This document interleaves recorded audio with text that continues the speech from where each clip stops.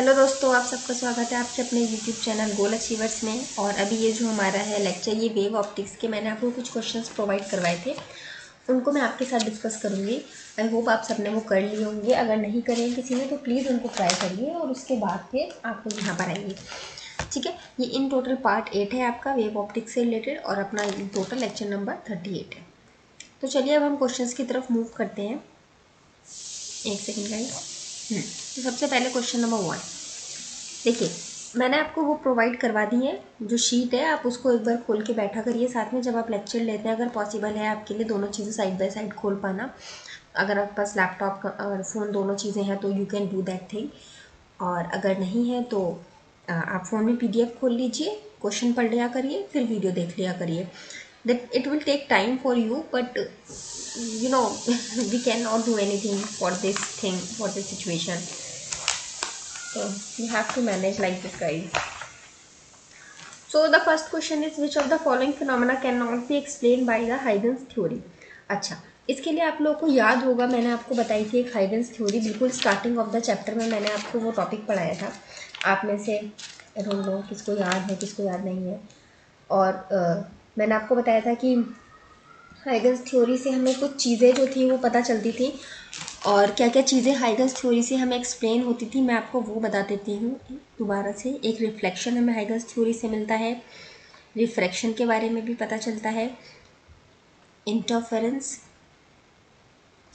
Diffraction, rectilinear. ये मैं इसलिए लिखवा रही हूँ दोबारा ताकि अगर किसी ने नहीं नोट किया था तो नोट डाउन कर लो, और या फिर एक बार रिवाइज हो जाएगा अगर किसी ने किया था तो।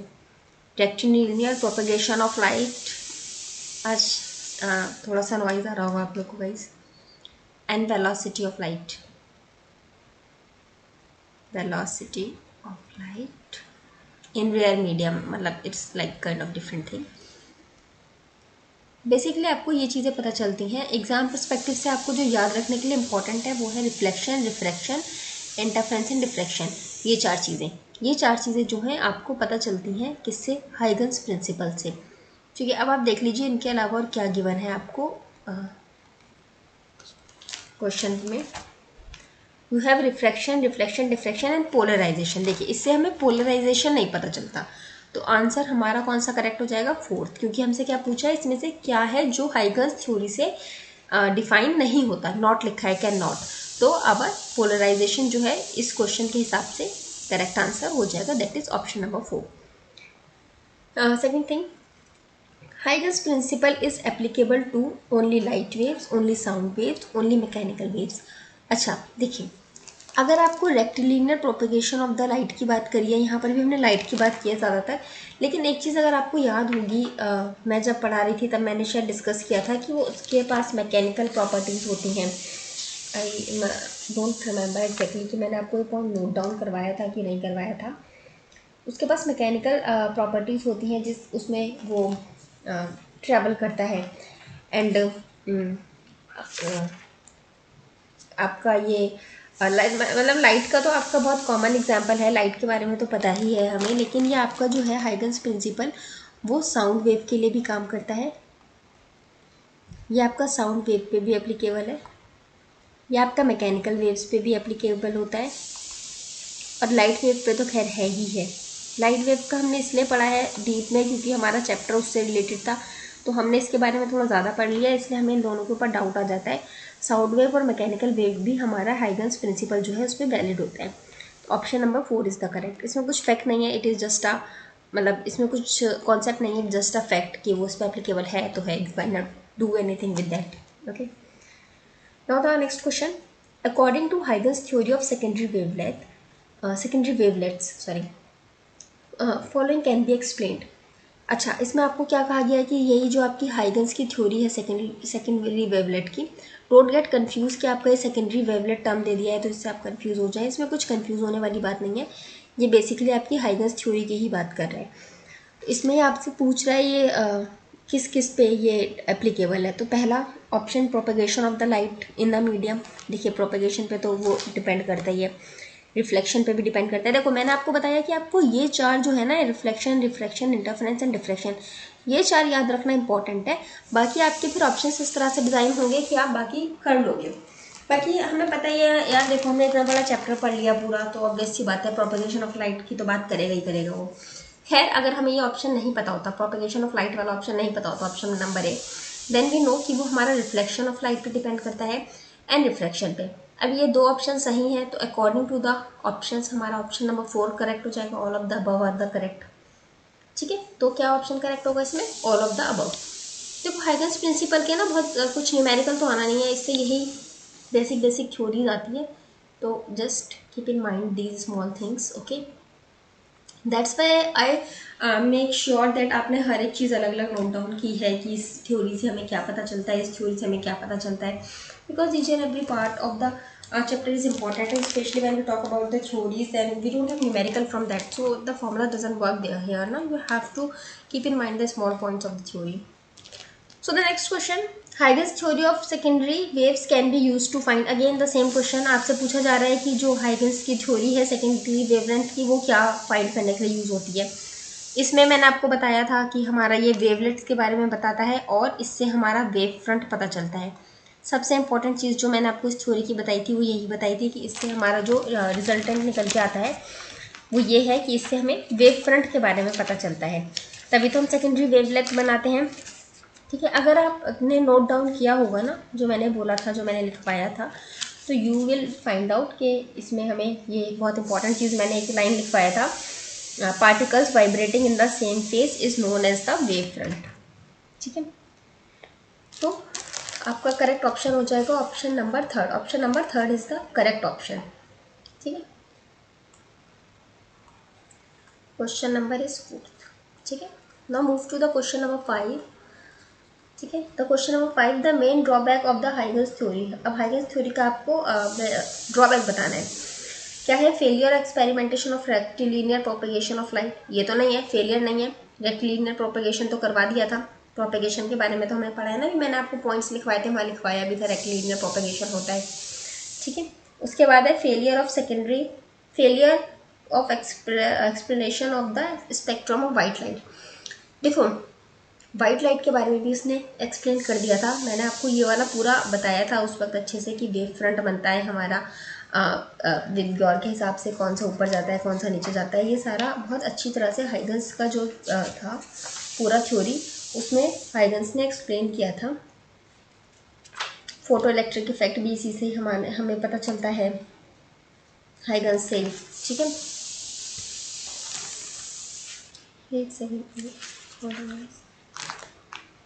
फोटो इलेक्ट्रिक इफेक्ट नहीं पता चलता है, सॉरी, हाँ फोटो इलेक्ट्रिक इफेक्ट नहीं पता चलता है, ये भी एक इंपॉर्टेंट पॉइंट, इस चीज़ में आप याद रखना, क्योंकि सिंस ये लाइट और सबको डिपेक्ट करता है तो हम इसमें कंफ्यूज हो जाते हैं।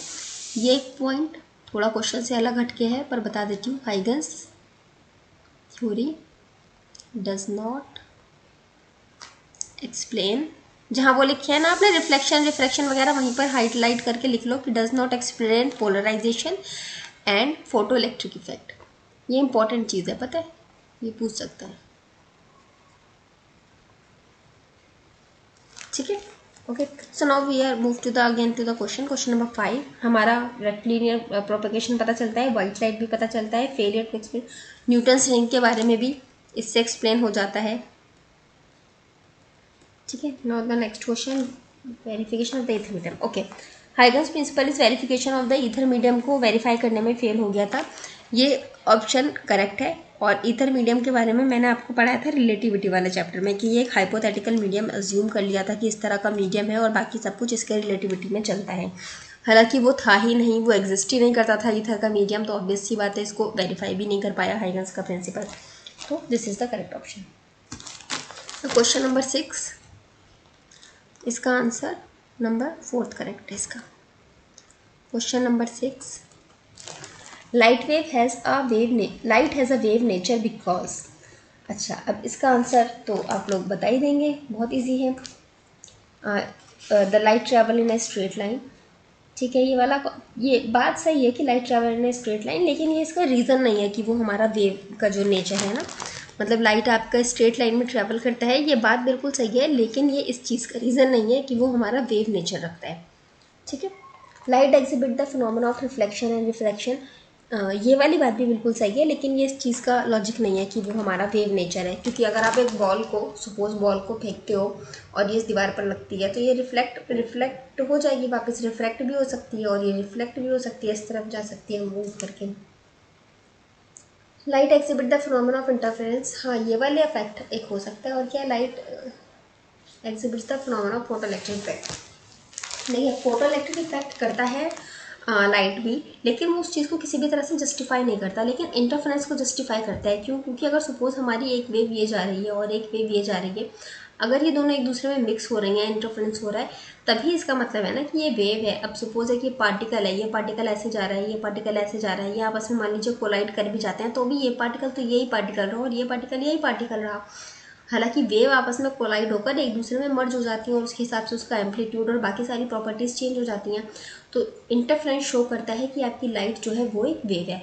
इसके अलावा हमने जो पढ़ा है अपना ड्यूअल नेचर ऑफ लाइट में, उसमें हमने कॉन्सेप्ट ये वाला भी देखा है, क्योंकि लाइट के पास जो होता है वेवलेंथ होता है, लाइट के पास वेवलेंथ होता है, इसीलिए उसको हम कहते हैं कि वो हमारा वेव नेचर शो करता है। ठीक है, now move to the next thing, question number 7। तो सेम चीज़ को आप कई थ्योरीज के साथ एक्सप्लेन कर सकते हो। लाइक यहाँ पर आपका वेव नेचर एक्सप्लेन कर दिया गया है ड्यू टू इंटरफेरेंस। हालांकि हमने पहले वेव नेचर होता है ये चीज़ पढ़ी है ड्यू टू द वेवलेंथ, वो but according to the chapter वो चीज़ें चेंज हो जाएंगी, लेकिन यू नो द फैक्ट ना कि आपका इंटरफेरेंस से भी होता है, आपका वेवलेंथ से भी होता है। अब ऑप्शन में कुछ भी आ जाए, you know the answer, you can take the correct option. Wave nature of light is verified by, same repeated question अभी हमने पढ़ा है, वही क्वेश्चन है। Wave nature of the light किससे वेरीफाई होता है? आपका इंटरफेरेंस से। अभी अभी बताया इससे जस्ट पुराने वाले क्वेश्चन में, तो सेम वही चीज़ है। तो आंसर 1 करेक्ट है, रिपीट नहीं कर रही हूँ, टाइम वेस्ट होता है क्योंकि। Question number 8, now the question from the question number 8 we have the interference topic started. ज़्यादा क्वेश्चंस नहीं थे हाइगन्स प्रिंसिपल से, क्योंकि बहुत ज़्यादा कुछ है भी नहीं इसमें पढ़ने के लिए। बेसिकली आपका ये रिफ्लेक्शन और डिफ्रैक्शन के बारे में बताता है, वेव फ्रंट के बारे में इससे पता चलता है, और आपका जो है प्रोपेगेशन ऑफ लाइट का मैंने 1-2 क्वेश्चंस देखे, हालांकि वो इतना इंपॉर्टेंट पॉइंट है नहीं, बट ठीक है, प्रोपेगेशन ऑफ लाइट आप याद रखिए, उसको बताता है। और आपका पोलराइजेशन नहीं पता चलता, फोटो इलेक्ट्रिक इफेक्ट नहीं पता चलता, वेव नेचर पता चला, जो कि हमारा डिपिक्ट हुआ है किससे? इंटरफेरेंस से। ठीक है, now we have the question number 8, the energy in the phenomena of interference. Okay, इसमें आपसे पूछा जा रहा है कि आपका जो इंटरफेरेंस का पूरा प्रोसेस होता है, क्या होता था इंटरफेरेंस में? मैंने आपको बताया था, सपोज एक वेव ये आ रही है, एक वेव ये आ रही है, और ये आपस में इस तरह से इंटरफेरेंस मतलब एक दूसरे से मर्ज होकर फिर अपना एक वेव बन के आगे चल रही है। तो इस केस में क्या हुआ कि आपकी जो एनर्जी है वो बताइए क्या होती है। मैंने आपको ये बताया था इसमें एक इम्पॉर्टेंट चीज़, ये आपका लॉ ऑफ एनर्जी को फॉलो करता है, शायद आपको याद हो। तो ये एक पॉइंट मैंने बताया था कि ये लॉ ऑफ एनर्जी को फॉलो करता है। ठीक है, लॉ ऑफ एनर्जी को फॉलो करने का क्या मतलब है कि इसकी एनर्जी ना तो क्रिएट होती है, ना ही इसकी एनर्जी डिस्ट्रॉय होती है, बल्कि एनर्जी क्या होती है? कंजर्व होती है। ठीक है, इसकी एनर्जी कंजर्व हो जाती है, मतलब इस वेव की जो एनर्जी थी और इस वेव की जो एनर्जी थी वो आपकी इस न्यू वेव में आके कंजर्व हो जाएगी। ठीक है, so this is the correct option, मतलब option number 1 is the correct, option number 1 is the correct option. Now we have the question number 9. For question number 9, what we have? The resultant amplitude in interference with two current sources depends upon. अच्छा, इसमें आपसे बोला जा रहा है कि आपका जो एम्पलीट्यूड आता है ना, ये जो रिजल्टेंट आपका, ये एक वेव आया और ये एक वेव आया, इनसे मिलके आपका एक नया वेव बना। सपोज ये इसका एक कुछ एम्पलीट्यूड आया। ठीक है, ये जो एम्पलीट्यूड आया, ये जो एम्पलीट्यूड आया, ये आपका किस पे डिपेंड करता है? एक ऑप्शन आपको दिया गया है जो आपका रिजल्टेंट एम्पलीट्यूड आएगा फाइनल, एक ऑप्शन दिया गया है कि ये एम्पलीट्यूड पे डिपेंड करेगा, दूसरा दिया गया है कि ये फेज डिफरेंस पे डिपेंड करेगा, और तीसरा है कि दोनों पर डिपेंड करेगा, चौथा है किसी पे डिपेंड नहीं करेगा। अब अगर आपको फॉर्मूला याद हो तो फॉर्मूला मैंने आपको लिखवाया है इसका, under root a1² plus a2² plus 2a1 a2 cos phi. और यहाँ ये क्या होता था? आपका फेज डिफरेंस, और a1 a2 क्या होते थे? आपके एम्पलीट्यूड। एक second guys, let me check one thing कि आपका ये अंडर रूट में होता था, अंडर रूट में होता था, ठीक है, अंडर रूट में होता था, मुझे याद है। बस आप लोग फिर भी एक बार चेक कर लेना कि अंडर रूट में था कि नहीं था। ये वाला ही अंडर रूट में था, मैं बस थोड़ा सा कंफ्यूज हो रही हूँ, बाकी आई रिमेंबर कि ये अंडर रूट में ही था, I am very sure, but still you guys please check that thing. और ये होता है आपका फेज डिफरेंस। तो आपका एम्पलीट्यूड यहाँ से पता चल गया आपको कि एम्पलीट्यूड पे डिपेंड, ये रिजल्टेंट एम्पलीट्यूड था ना, रिजल्टेंट एम्पलीट्यूड आपका किस पे डिपेंड कर रहा है, एम्पलीट्यूड्स ऑफ द वेव्स पे भी डिपेंड कर रहा है, एंड द फेज डिफरेंस जो है इस पे भी डिपेंड कर रहा है। तो आपका करेक्ट ऑप्शन क्या हो जाएगा, answer number 3 on both of the above, दोनों पे ही वो डिपेंड करता है। ठीक है, now we have the next question, which of the following nature of light wave is supported by the phenomena of interference. इनमें से कौन सा जो है नेचर वो आपका सपोर्ट करता है इंटरफेरेंस के थ्रू। ओके, क्वेश्चन नंबर 10 को देखिए।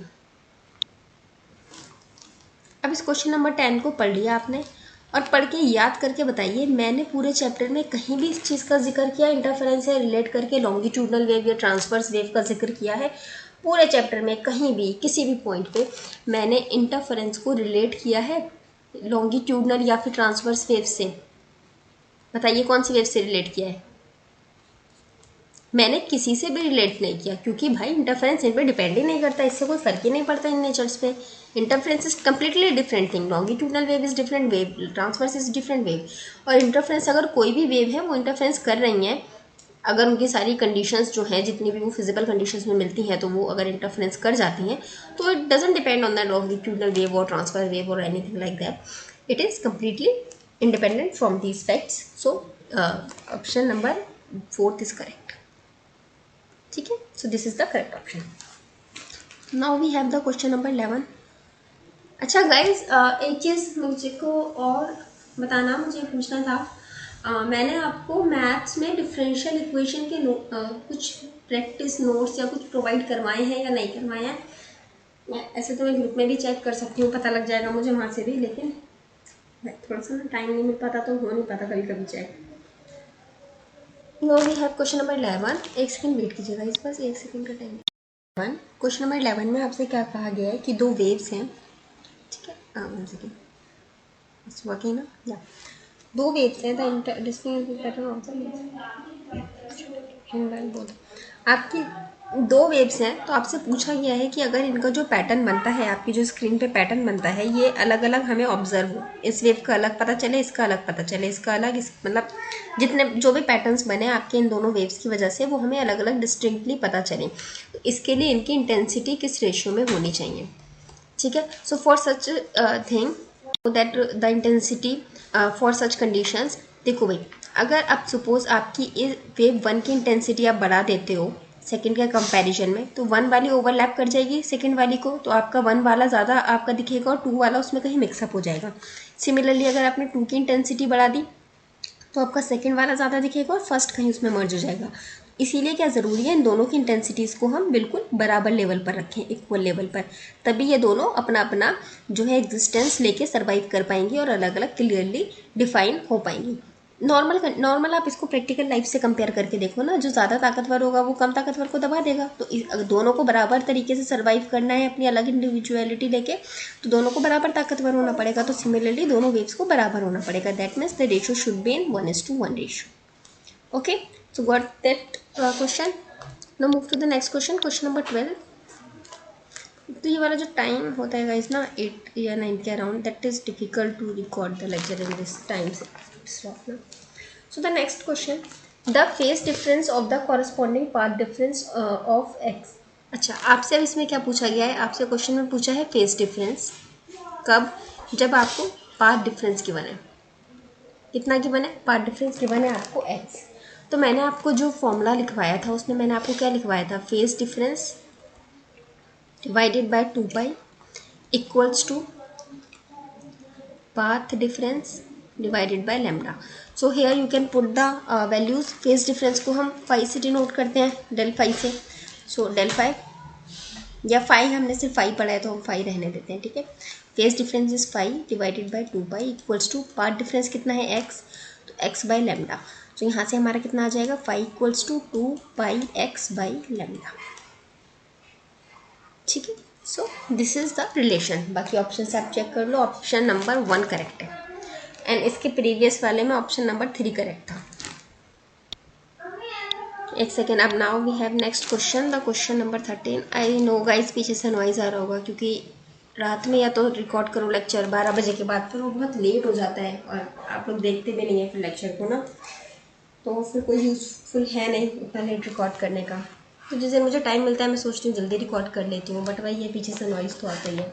खैर next question, the coherent source of the light produces constructive interference when phase difference between them is. आपसे बोला जा रहा है कि कोहेरेंट सोर्स ऑफ लाइट है, मतलब आपका सोर्स ऑफ लाइट है, कोहेरेंट सोर्स ऑफ लाइट है। कोहेरेंट सोर्स मतलब जिसका एम्पलीट्यूड एंड ऑल सब कुछ सेम सेम रहता है, दैट इज कोहेरेंट, और नॉन कोहेरेंट जिसमें सेम नहीं होता है।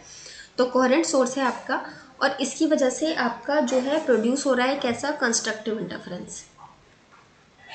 कंस्ट्रक्टिव इंटरफेरेंस, अब क्या है कंस्ट्रक्टिव इंटरफेरेंस में, देखिए कंस्ट्रक्टिव इंटरफेरेंस में मैंने आपको क्या बताया था, कंस्ट्रक्ट वर्ड से मिलके बना है ये। कंस्ट्रक्ट मतलब कोई भी चीज़ आपकी मिल रही है, ठीक है, बढ़ रही है, ये आपका मैक्सिमा का भी कंडीशन होता है। तो इस कंडीशन में मैंने आपको क्या बताया था, हमारा जो नंबरिंग होती है वो कैसी होती है, इवन होती है, दैट मीन्स आपका 2n। और साथ में आपसे क्या पूछा जा रहा है, फेज डिफरेंस। तो फेज डिफरेंस आपका जो कंडीशन होती थी फेज डिफरेंस की, अगर आपको याद हो तो क्या होती थी, 2π। अगर आप यहाँ पीछे करके भी देखेंगे, देखिए फेज डिफरेंस को हमने किसके साथ रखा है, 2π के साथ। तो अगर आप इस कंडीशन को उठाकर देखते हैं, 5/2π, एंड यहाँ आपका कुछ कांस्टेंट है या कुछ नहीं है, तो आपका 5 इक्वल्स टू 2π आ जाएगा। बाकी आपका एन यहाँ पर हमारा वो 0 1 2 3 आपका आप रख सकते हैं। तो करेक्ट ऑप्शन आपका एन की जब आप वैल्यू पुट कर देंगे तो your correct option will be 2π। ठीक है, this is your correct option. Option number 4 is your answer. Okay, so now we have next question for the 13, the answer is 4। Okay, अब शायद कुछ लोग पूछेंगे मैम ऑप्शन नंबर 1 आंसर क्यों नहीं है, उसमें भी तो पाई है हमारा। तो देखिए गाइस, 2n आपका बेसिकली रहता है 2n इंटू पाई, ठीक है। अब n की वैल्यू आपकी 1 2 3 जो भी है उसके हिसाब से आपकी आगे चीज़ें डिफाइन होगी। अब n की मिनिमम वैल्यू आपकी हो सकती है 1, तो अगर n की वैल्यू आप 1 रख भी देते हो तो आपका आ जाता है 2π। ओके, दैट्स वाई 1/2 नहीं हो सकती n की वैल्यू, ठीक है। कभी आप ये कहोगे कि ये 2 n की जगह 1/2 रख देते हैं हमारे कट जाता, नो, n की minimum value can be 1। So now we have the question number 14. In question number 14, phenomena of interference is not observed by 2 sodium lamps of power. It is because the waves have, one second guys, one second. If you can see this thing. So look here, मेरा net नहीं चल रहा है और ये starting से नहीं चल रहा है। मैं बार बार जाके इसका वायर ठीक करके आती हूँ और बात भी कर रही हूँ उस नेट वाले से कि ये चल जाए, पता नहीं क्या हो गया है नेट में। And now the question number 14. Phenomena of interference is not observed by 2 sodium lamps of same power. It is because both the waves have the. Okay, देखिए इस कंडीशन में आपसे कहा गया है कि आपकी 2 सोडियम लैंप है और इनसे आपकी जो है वेव, हाँ, इनसे जो आपके वेव निकल रही है उनके बीच में फिनोमिना जो है इंटरफेरेंस का नहीं ऑब्जर्व हो रहा है। मतलब बेसिकली इंटरफेरेंस नहीं हो रहा है इन वेव्स के बीच में। क्यों नहीं हो रहा है, देखिए इंटरफेरेंस के लिए मैंने आपको कुछ कंडीशंस बताई थी। अगर वो कंडीशन सेटिस्फाई तो होती होंगी तो आपका 100% इंटरफेरेंस होगा। अगर कंडीशन सेटिस्फाई नहीं हो रही होंगी तो आपका वो जो है फिनोमिना नहीं होगा, ठीक है। अब वो कंडीशंस क्या क्या थी, कंडीशंस थी क्या कि उनकी डिफरेंट फ्रीक्वेंसी होनी चाहिए, ये थी ना कंडीशन, डिफरेंट फ्रीक्वेंसी होनी चाहिए। फ्रीक्वेंसी डिफरेंट हो गई तो ऑब्वियसली बात है वेवलेंथ भी डिफरेंस हो जाएगी आपकी। इंटेंसिटी उनकी डिफरेंट होनी चाहिए, अगर सेम इंटेंसिटी हो जाएगी तो इंटरफेरेंस नहीं होगा और वो अपना अलग अलग पैटर्न बनाएंगे। इससे पिछले वाले क्वेश्चन में था अगर सेम इंटेंसिटी हो जाती है आपकी तो नहीं, that is the same in same ratio, but we should have the same different intensity. आपका 0 फेज डिफरेंस है या कम फेज डिफरेंस है उससे नहीं फ़र्क पड़ता है। फर्स्ट ऑप्शन क्या है, not a constant phase difference. देखिए मैंने उसमें आपको क्या बताया था, हमारा हर हाल में एक कांस्टेंट फेज डिफरेंस होना चाहिए, चाहे वो जितना भी है, 90 डिग्री, 0 डिग्री, 100 डिग्री, जितना भी फेज डिफरेंस है वो आपका कांस्टेंट होना चाहिए। उसी केस में आपका इंटरफेरेंस जो है वो एग्जिस्ट करता है। अगर आपका कांस्टेंट फेज डिफरेंस नहीं होता है तो वहाँ पे इंटरफेरेंस नहीं होगा। Question number 15। Question number 15 is coherent source can be obtained by. Coherent source obtain करने के लिए आपको क्या चीज़ की ज़रूरत होती है कि आपका by only division of wave front, division of amplitude. देखिए guys, coherent source is like मैंने आपको बताया था उसमें सेम काइंड ऑफ एम्पलीट्यूड और सब कुछ आता है। तो वो आपका डिवीजन ऑफ आप एम्पलीट्यूड के बेसिस पे भी डिवाइड कर सकते हैं या फिर आप वेव फ्रंट के हिसाब से भी डिवाइड करते हैं, आपको दोनों ही कंडीशन में कोहेरेंट सोर्स मिल जाता है। ठीक है, this is a like factual question, रट्टाफिकेशन वाला ना। इसीलिए मैं पता है आपको ये क्वेश्चन ज़रूर करवाती हूँ, क्योंकि हर एक छोटी चीज़ आपको पढ़ाई नहीं जा सकती थ्योरी में ना। तो क्वेश्चन से क्या होता है, अगर कुछ छूट जाता है तो वो आपका रिवाइज हो जाता है। लाइक ये कोहेरेंट सोर्स वाला मैंने आपको नहीं पढ़ाया था, बट ये आपके क्वेश्चन से यहाँ पर रिपीट हो जाएगा, आई मीन कवर हो जाएगा। So the question number 16. Question number 16 is in an interference of light right from two slits aperture. If at some point of screen yellow light has path difference of 3 lambda by 2, then the fringe at that point will be. Okay अब आपको बताना है कि आपका ये fringe क्या होगा आपका इस पॉइंट ऑफ टाइम पर, जब आपका कितना आया है पार्ट डिफरेंस 3 लैम्डा बाय 2, ये है पार्ट डिफरेंस आपका। तो आपका यहाँ पर फ्रिंज जो है वो किस कलर की होगी, येलो कलर की होगी, वाइट कलर की होगी, क्या है डार्क होगी या आपकी ब्राइट होगी। देखिए गाइज, अगर आपको याद हो तो हमने जो पढ़ा है वो सिर्फ डार्क और ब्राइट के केस पढ़ा है, तो ये हमने पढ़ा ही नहीं है, तो इसको लेके कंफ्यूज ही क्यों होना है। वो तो सिर्फ कंफ्यूज करने के लिए आपको दिया है, हमसे पूछा है डार्क है या ब्राइट, हमने दो चीज़ें पढ़ी है तो हम इन दोनों के कॉन्टेक्स्ट में आंसर देंगे।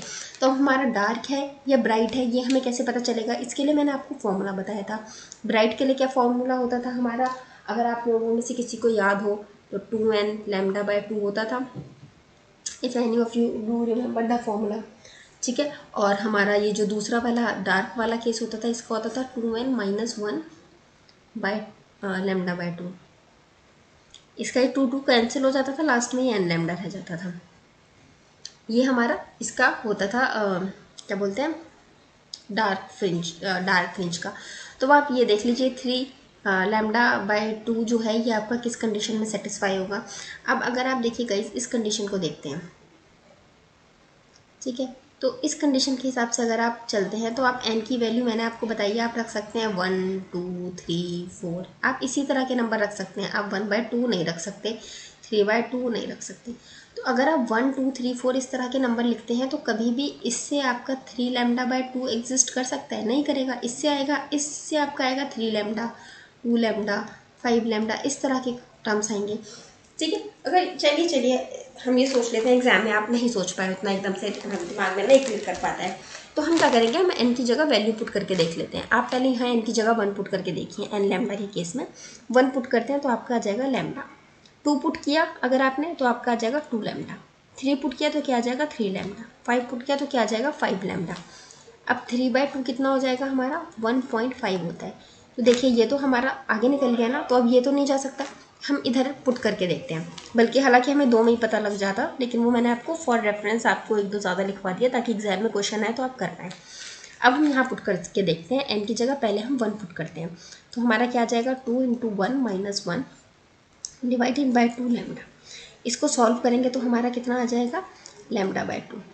नहीं आया हमारा, ये भी नहीं आया। अब हम क्या करेंगे, n की जगह 2 पुट कर देते हैं। n की जगह जब हमने 2 पुट करा तो हमारा कितना आ गया 2 × 2 - 1/2 × लैम्डा।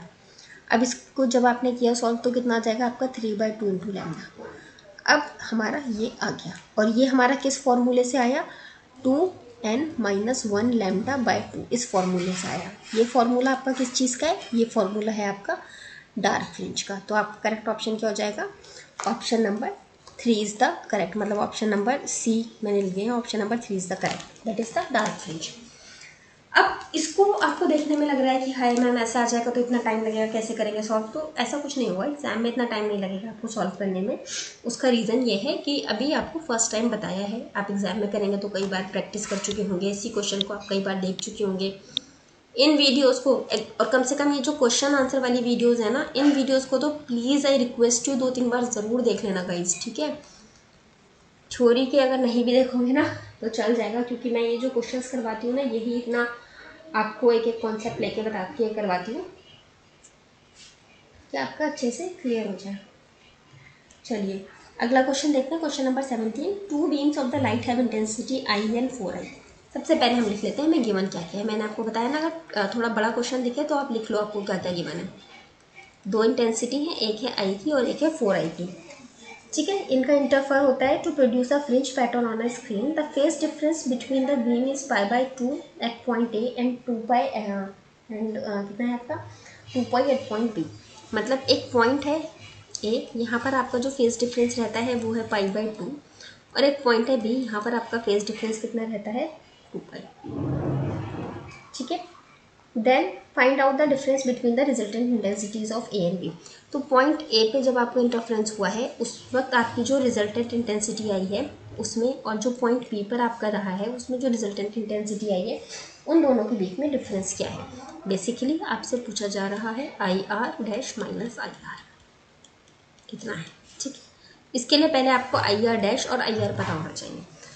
तो रिजल्टेंट इंटेंसिटी की जब हम बात करते हैं तो इसको फाइंड आउट करने का मैंने आप लोगों को फॉर्मूला लिखवाया था, और वो फॉर्मूला क्या था हमारा, I1 plus I2 plus twice of √I1 into I2 cos phi. ठीक है, तो अगर हम, ये आपका रिजल्टेंट निकालने का नॉर्मल फॉर्मूला है। जब हम ए के केस में फाइंड आउट कर रहे हैं, ये हमारा ए वाला केस ही है ना यार, तो हम वैल्यू पुट करेंगे I plus 4I plus 2 bracket under root में I इंटू 4I कॉस, और फाई की जगह कितना आएगा आपका π/2। ठीक है, π/2 आपका कितना होता है, π/2 आपका 90 डिग्री होता है, cos 90 π/2 90 डिग्री होता है, और cos 90 कितना होता है आपका 0 होता है। ठीक है, तो अगर cos 90 0 हो जाएगा आपका, तो मतलब आपका ये वाला टोटल टर्म 0 हो जाएगा। इस पूरे की जगह देखिए मैं एक बार कर देती हूँ, मैंने सॉल्व करने की बजाय पहले यहाँ पर कॉस की क्यू वैल्यू पुट कर दी, क्योंकि वो वैल्यू पुट जैसे ही आप करेंगे ना आपको वो 0 हो जाएगा, तो इसीलिए मैंने उसको सॉल्व आगे नहीं किया। मुझे कैसे पता चला कि हमारा 0 आ जाएगा, प्रैक्टिस से। ये पूरा टर्म जब आप यहाँ पर पुट करेंगे, सिर्फ करके दिखा रही हूँ, इंटू 0, तो ये पूरा टर्म आपका 0 हो जाएगा। तो आपका IR कितना आ जाएगा 5/। अच्छा, कुछ बच्चे होंगे कि मैम आप ये छोटी छोटी चीज़ें क्यों करके दिखाते हो, रीज़न उसका दैट कि यार इस पेपर के लिए सब अप्लाई कर सकते हैं। यहाँ पर इंजीनियरिंग के वो बच्चे भी हैं जो गेट का एग्ज़ाम क्रैक कर चुके हैं या गेट के लिए तैयारी कर रहे हैं, तो उनके लिए these things are very simple. But यहाँ पे वो बच्चे भी हैं जो BSc बैकग्राउंड से हैं, एंड हो सकता है वो बायोलॉजी बैकग्राउंड से हो और उनके पास फिजिक्स रहा हो, जो बेसिक फिजिक्स होता है। तो बेसिक फिजिक्स अगर उनके पास रहा है लेकिन उनके पास मैथ्स नहीं होगा, और अगर वो बायो को लेके अपना करियर आगे बढ़ा चुके होंगे और अभी वो सिर्फ उनके पास डिग्री है, इस बेसिस पे फॉर्म भरा होगा उन्होंने, तो they have to know all those things ना, भूल जाता है इंसान। So that's why to each and every aspect, ताकि जिसको आता है जिसको नहीं आता है सबको प्रॉपर पता चले चीज़ें। अब हम जब IR डैश निकालते हैं, ये हमारा IR आ गया। अब हम IR डैश निकालेंगे तो सिमिलरली हमने जब वैल्यू पुट करी I 4I प्लस 2, ये वाला जो फॉर्मूला था ना, सेम यही फॉर्मूला IR डैश के लिए भी रहेगा। I1 into I into 4I into cos phi, और फाई की जगह हम क्या पुट करेंगे 2π। ठीक है, आपका ये तो 5I आ जाएगा प्लस ट्वाइस ऑफ ये है √4I स्क्वायर आ जाएगा इंटू 2π आपका कितना होता है, पाई कितना होता है 180 डिग्री। ठीक है, 2π कितना हो जाएगा 360 डिग्री, cos 360 कितना होगा आपका, cos 360 होगा 1। वही है कि वो 1 0 1 उस हिसाब से चलेगा, तो ये भी आपका कितना आ जाएगा यहाँ पर, इसको भी आपका 1 आ जाएगा। अब इसको जब आप करेंगे तो आपका 5I प्लस 2, और ये वाला जो टर्म है I स्क्वायर, इसका कितना आ जाएगा बाहर, I अंडर रूट आप निकाल लेंगे, और 4 का अंडर रूट कितना आ जाएगा 2, तो इन टोटल ये आपका कितना बन जाएगा, ये 5I और ये वाला कितना आ जाएगा आपका 4I, और इसको ऐड करके आपका आंसर आ जाएगा 9I। तो IR डैश आपका कितना आ गया 9I, और हमें क्या फाइंड करना है IR डैश माइनस IR, तो वैल्यू पुट कर दो 9I माइनस 5I, कितना आ गया आपका 4I। So this is the correct answer. तो ऑप्शन नंबर कौन सा करेक्ट हो जाएगा, option number 4 is the correct option. This is your answer and option number 4 is the correct answer. ठीक है, आपको समझ में आ गया क्वेश्चन? अगर कुछ भी डाउट है, कुछ नहीं समझ में आया, तो do ask me, I will explain it to you again. Question number 18। अच्छा गाइज, कई बार ऐसा होता है ना, अगर मैं कोई नहीं रिप्लाई कर पा रही हूँ, तो होता है कई बार आपका शेड्यूल इतना बिजी होता है that you are not able to entertain each and every message. And हाँ, एक चीज़ और क्या है ना यार, कुछ वीडियोस हैं जिन पे पहले आपने कभी देखी होंगी, मतलब पहले बनाई है मैंने बहुत पहले, और अभी उस पर कोई कमेंट आता है, कुछ पूछते हैं, मैं ट्राई करती हूँ, जो मैं कर सकूँ आंसर कर देती हूँ। बाकी अगर किसी में ऐसा होता है ना कि रह जाता है या नहीं आंसर कर पाती हूँ, तो प्लीज़ डोंट माइंड गाइस, दोबारा कमेंट कर दिया करो या ग्रुप में पूछ लिया करो। कमेंट सेक्शन जो अपना टेलीग्राम ग्रुप है ना, उसमें बेस्ट है, उसमें पूछ लिया करो, क्योंकि मैं नहीं आंसर कर पाती हूँ ना, तो वहाँ इतने सारे बच्चे हैं जो मतलब बाई गॉड ग्रेस वो लोग इतने हैं, उनको आता है कि वो आपकी हेल्प डेफिनेटली करते हैं। लाइक मैंने मैथ्स में देखा है, कई बार बच्चे होते हैं, कुछ पूछता है कोई, तो सब एक दूसरे की बहुत अच्छे से हेल्प करते हैं। तो this is good thing, you can take help from others, और जिसको आता है उसको हेल्प करनी भी चाहिए। तो अगर मैं नहीं अवेलेबल रहती हूँ ना, तो हेल्प हो जाती है। You better ask on Telegram group ना, स्क्रीनशॉट लेके post it in the Telegram group. So moving to the question number 18, amplitude of waves observed by two light sources of same wavelengths are A and 2A। ठीक है, amplitude आपको कितना दिया है, wave one का amplitude A है, और wave 2 का एम्पलीट्यूड जो दूसरे सोर्स से आएगी इसका है 2A। Have a phase difference of pi between them, और फेज डिफरेंस उनके बीच में कितना है, पाई। अब पूछा क्या आपसे, minimum intensity of the light पूछी गई है। तो अब इसके लिए आपको क्या याद होना चाहिए था गाइस। देखिए, आपको मैंने ना मैक्सिमम और मिनिमम इंटेंसिटी निकालने के फॉर्मूले लिखवाए थे। मैक्सिमम इंटेंसिटी का था I1 + I2 था शायद, और मिनिमम का I1 - I2 था। सिमिलरली अब आपसे यहाँ क्या पूछा है, सॉरी मिनिमम इंटेंसिटी पूछी है ना। मिनिमम इंटेंसिटी का फॉर्मूला मैंने आपको एम्पलीट्यूड के केस से भी लिखवाया था और इंटेंसिटी के केस से भी लिखवाया था। तो जो एम्पलीट्यूड के केस से लिखवाया था उसका हम यहाँ यूज़ करते हैं, क्योंकि हमें क्वेश्चन में एम्पलीट्यूड गिवन है। क्या लिखवाया था, मिनिमम के लिए हमारा एक एम्पलीट्यूड में से दूसरा एम्पलीट्यूड माइनस करना होता है। डिपेंड्स कि आपका कौन सा प्लस का है, कौन सा मतलब कौन सा बड़ा है कौन सा छोटा, उस हिसाब से आप अरेंज कर लीजिएगा। हालांकि कोई फ़र्क नहीं पड़ेगा, क्योंकि अल्टीमेटली बाद में उसका स्क्वायर करना होता है। तो चलिए वैल्यू पुट कर देते हैं, A - 2A का स्क्वायर कितना आएगा, -A का स्क्वायर, कितना रह जाएगा, A। तो आपका मिनिमम इंटेंसिटी कितनी आएगी, A स्क्वायर, तो ये नहीं -A स्क्वायर। तो ऑप्शन नंबर कौन सा करेक्ट हो गया यहाँ पर, आपका ऑप्शन नंबर करेक्ट है 3। ओके गाइस, सो यहाँ तक क्लियर, कोई डाउट किसी को। अभी हम चलते हैं क्वेश्चन नंबर 19 की तरफ। If the intensity of the wave observe by two coherent sources is I, आपके दो सोर्सेज की वजह से आपकी जो वेव की इंटेंसिटी है वो कोहेरेंट सोर्स की is I, the intensity of the resultant wave in constructive phase will be. अब आपसे क्या पूछा है, कंस्ट्रक्टिव अगर आपका है तो। अब मैंने आपको क्या बताया था, आपका कंस्ट्रक्टिव जब होता है, कंस्ट्रक्टिव से क्या समझ में आ रहा है आपको, कंस्ट्रक्ट का मतलब कि क्या हो गया आपका मैक्सिमा। ठीक है, मैक्सिमा भी मैं आपको पीछे फॉर्मूला बता रही थी, तो वही फॉर्मूला लगेंगे। तो क्या फॉर्मूला होता था, मैंने आप लोगों को ये बताया है पहले, √I1 + √I2 का होल स्क्वायर। देखो इसी से ड्राइव है, एम्पलीट्यूड √I होता है ना, तो सेम वही चीज़ रख दी है। मिनिमम के केस में माइनस आ गया, मैक्सिमम के केस में प्लस आ जाता है। इंटेंसिटी आपकी कितनी है, आपकी इंटेंसिटी I ही दे रखी है, तो हम इसे ही पुट कर देंगे, √I + √I का स्क्वायर कितना आ जाएगा, 2 √I का square. Option yes, correct option है ऑप्शन नंबर 2, इसका correct option. Now moving to the next question.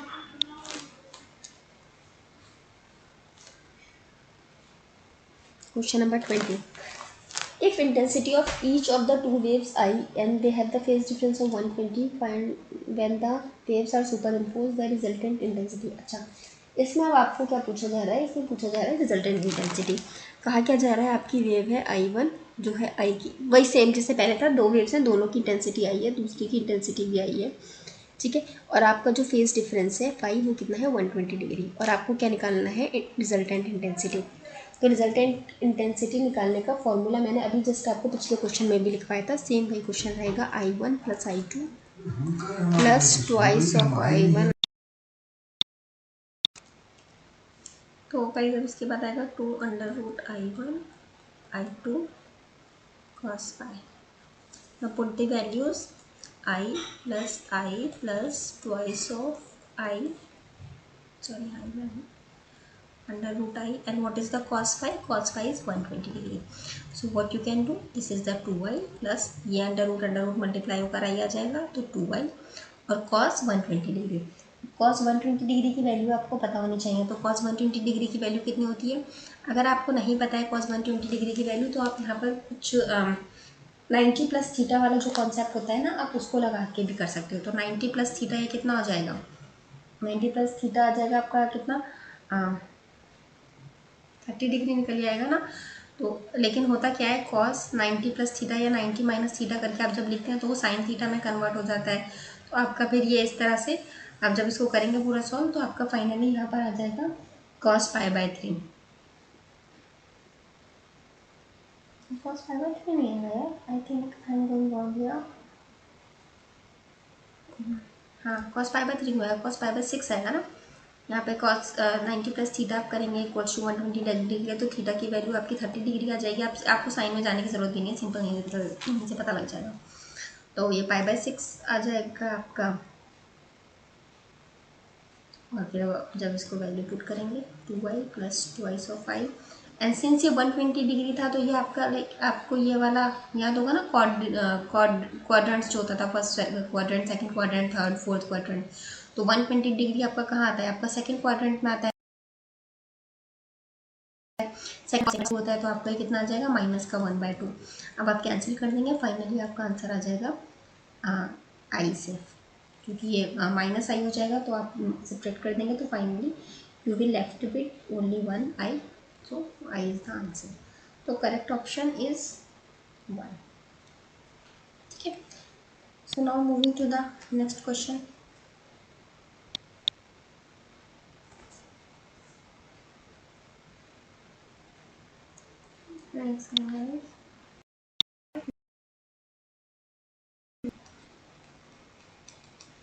So in question number 21, the ratio of intensity of two waves is 25:1।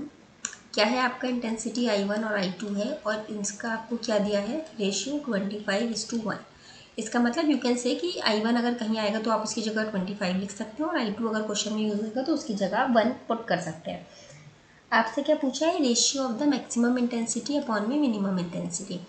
मैंने आपको इसका formula अभी 2 क्वेश्चंस पहले बताया था। क्या होता है? √I1 प्लस √I2 का होल स्क्वायर। और मिनिमम में मैंने क्या आपको बताया था? सेम वही रहेगा, बस माइनस का साइन आ जाएगा बीच में, होल स्क्वायर। सेम यही आपका होगा यहाँ पे फॉर्मूला। और गाइस पता है, इतने सारे क्वेश्चंस मैं आपको देती हूँ, अगर आप उनको खुद से प्रैक्टिस करोगे ना, तो ऐसे ही आपको सारे फॉर्मूला याद हो जाएंगे। कोई 1-2 फॉर्मूला होता है जो ज़्यादा ना आए, वरना सारे फॉर्मूले इतनी बार आते हैं ना, रिपीट होते हैं, आपको सारे फॉर्मूले रट जाएंगे।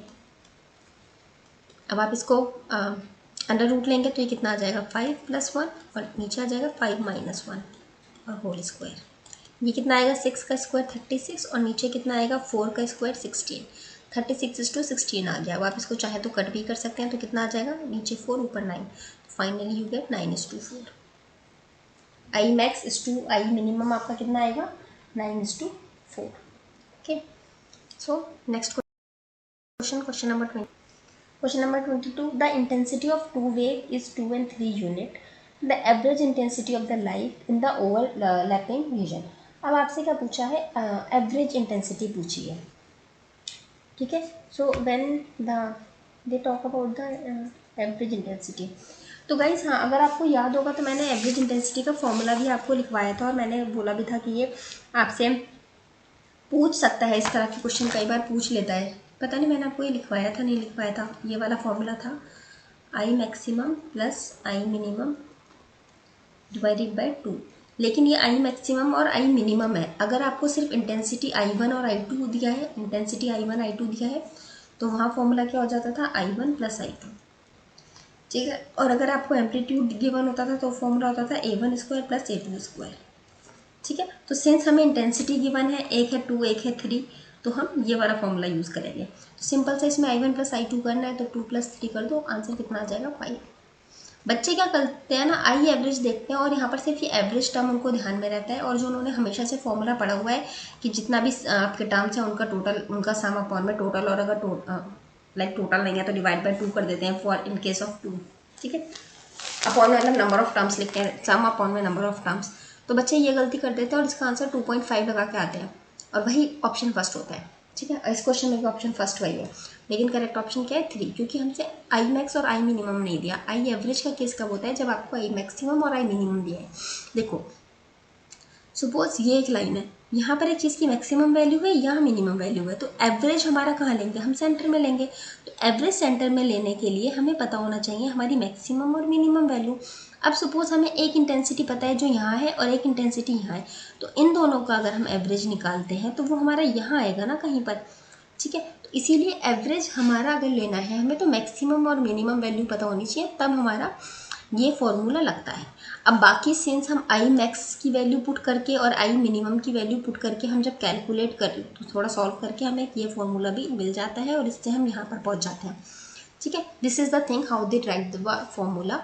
But first formula, basic formula आपका ये वाला है, आई मैक्स प्लस आई मिन बाय 2 का। Okay, so now what we have the next question, question number 22।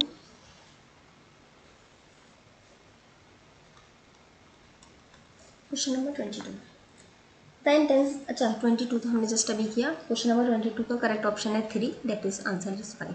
Now question number 23, the light wave of two independent monochromatic light source is given by. आपको एक monochromatic light source है, उसका आपको जो है क्या गिवन है, इसमें आपको उसकी इक्वेशन गिवन है। अब आपसे पूछा जा रहा है कि अब इसमें क्या आपका करेक्ट आंसर है। Both waves are coherent, both waves are incoherent, both waves are different time period and none of them।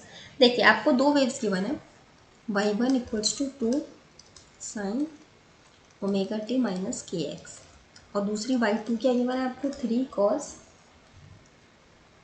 Omega T minus K X. ठीक है, अब आपसे पूछा जा रहा है कोहेरेंट है नॉन कोहेरेंट है या टाइम डिफरेंस है क्या है। तो देखिए ये आपका होता है आपका उसका क्या बोलते हैं, लाइट वेव की इक्वेशन होती है। मैंने आपको फर्स्ट लेक्चर में पढ़ाया था, फर्स्ट या सेकंड लेक्चर में पढ़ाया है। और ये जो होता है ये आपका एम्पलीट्यूड होता है, यहाँ पे ये आपका फेज डिफरेंस दे रखा होता है। ठीक है, तो ये आपका एम्पलीट्यूड। अब मैंने अभी आपको थोड़ी देर पहले क्या बताया था, कोहेरेंट सोर्स में हमारी चीज़ें जो होती हैं सेम होती हैं। तो यहाँ पर हमारा डिफरेंट है एम्पलीट्यूड, तो ये कोहेरेंट सोर्स नहीं हो सकता। प्लस ये हमारी साइन की फॉर्म में है, ये कॉस की फॉर्म में है।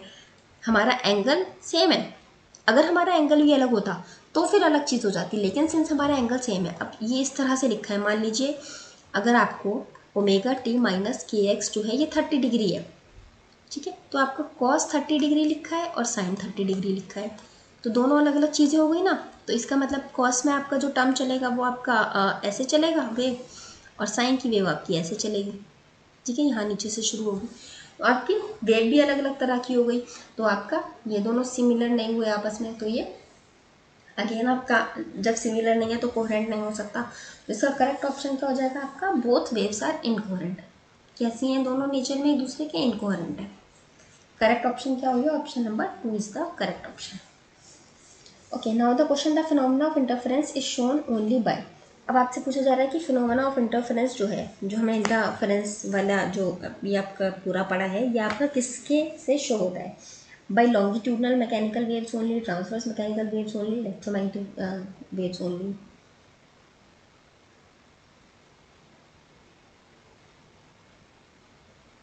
तो देखिए आपका जो इंटरफेरेंस होता है वो आपकी हर तरह की वेव में होता है। आपकी वेव ऐसे जा रही है तो भी इंटरफेरेंस होगा, ट्रांसवर्स है, जैसे भी आपकी ऐसे मूव कर रही है मैकेनिकल, आपका हर किसी में इंटरफेरेंस होगा। ठीक है, तो ऑप्शन नंबर 24 का करेक्ट ऑप्शन हो जाएगा 4। अब हो सकता है गाइज आप कंफ्यूज कर जाए क्वेश्चन नंबर 10 के साथ। क्वेश्चन नंबर 10 को देखिए, वहाँ पर भी सेम चीज़ थी, लेकिन वहाँ पर ऑप्शन सिर्फ सेम थे, क्वेश्चन डिफरेंट था। क्वेश्चन नंबर 10 को एक बार देख लीजिए आप, सिर्फ इसलिए बता रही हूँ कंफ्यूज ना हो। वहाँ पे आपसे पूछा जा रहा है कि नेचर ऑफ लाइट जो है, नेचर ऑफ लाइट जो है वो वेव नेचर है।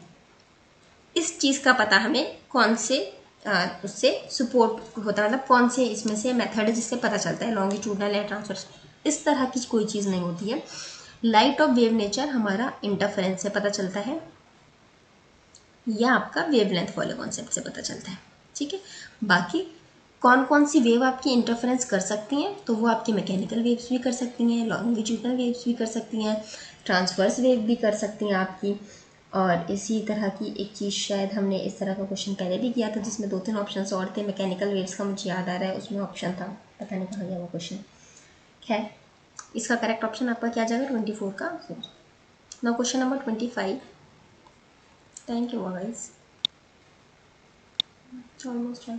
Question number 25, for the sustained interference of light the necessary condition is that two sources should be. अच्छा, आपका करेक्ट, आपका जो है इंटरफेरेंस ऑफ लाइट होता रहे, इसके लिए आपकी जो कंडीशंस हैं सोर्सेज के लिए वो क्या है?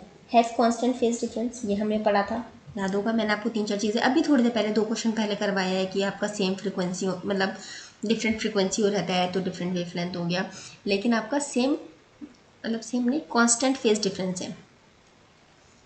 अगर 0 डिग्री है तो 0 ही डिग्री मेंटेन होगा, 10 डिग्री है तो 10 ही डिग्री मेंटेन होगा, जो भी आपका कांस्टेंट फेज डिफरेंस रहता है तो आपका इंटरफेरेंस होता है इस केस में। तो ये तो ऐसे ही आपका ऑप्शन नंबर ए जो है पहले ऑप्शन पर करेक्ट हो गया। बाकी ऑप्शन क्यों गलत है? बी नैरो होना चाहिए, ऐसा तो कुछ कॉन्सेप्ट नहीं है कि आपकी एक वेव यहाँ पर है दूसरी वेव यहाँ पर नहीं।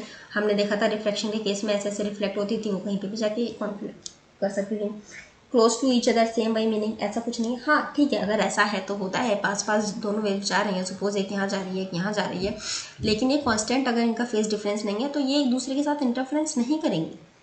Okay, of same amplitude, same amplitude का तो हो ही नहीं सकता। अगर एक का एम्पलीट्यूड इतना है एक का इतना है तभी तो हमारा A1 एम्पलीट्यूड और A2 एम्पलीट्यूड मतलब सेम एम्पलीट्यूड हो सकता है दोनों का एम्पलीट्यूड A और A हो, ठीक है। कंस्ट्रक्टिव के केस में 2A बन जाएगा और डिस्ट्रक्टिव के केस में 0 एम्पलीट्यूड आ जाएगा। पॉसिबल कंडीशन है, मगर ये कोई इसकी इसेंशियल कंडीशन नहीं है, ठीक है, नेसेसरी कंडीशन नहीं है। Necessary condition is constant phase difference, ठीक है। So now we have the question number 26। तो गाइज आज का वीडियो मैं यही रोक दूँ। वैसे आई नो कि बहुत सारे क्वेश्चंस हैं, बहुत टाइम लगेगा इनको करवाने में, बट अब वही है ना, मैं ज़्यादा लंबा लेक्चर ले भी लूँगी ना तो फिर आप देखोगे नहीं, तो no need of taking that long lecture. बाकी एक बार स्पीड बन जाएगी आप लोग की तो फिर जल्दी जल्दी हो ही जाएगा। इसके अलावा मैं थोड़ा ये मिनिमाइज़ कर देती हूँ so you people can get idea कि हमने कितना कर लिया है। 1 सेकंड गाइस। तो this is what we did today. ये जा रहा है पीछे तक है, ये बहुत टाइम लगेगा जाने में। So this is what we did today guys. अगर आपको ये समझ में आया, अच्छा लगा और आपको पसंद आता है लेक्चर तो प्लीज़ गाइज एटलीस्ट लेक्चर को लाइक कर दिया करो, वीडियो को शेयर कर दिया करो, एंड प्लीज़ चैनल को सब्सक्राइब करो और करवाओ दूसरों से, कुछ तो ग्रोथ हो चैनल की। अटक गया है आके बिल्कुल, ठीक है। तो if you like the videos तो please like share and subscribe, and that is it today for guys. अब मिलते हैं नेक्स्ट क्लास में विद न्यू वीडियो। एंड अभी हमारा मैथ्स का डिफरेंशियल इक्वेशन कंप्लीट हो गया है ना, तो instead of going for a new chapter in the maths let me first complete you the physics का ये वेव ऑप्टिक्स के ना न्यूमेरिकल, अदरवाइज तो लिंक छूट जाएगा तो फिर दिक्कत हो जाएगी। बाकी पॉसिबल था तो maybe I will take 2 classes in a day to complete this thing, but ना 2 क्लास लेना मतलब 2 घंटे निकालना पॉसिबल नहीं हो पाता है। तो ठीक है गाइस, एंड करती हूँ इस वीडियो को मैं यहीं पर। Thank you so much for being with me and for listening my class.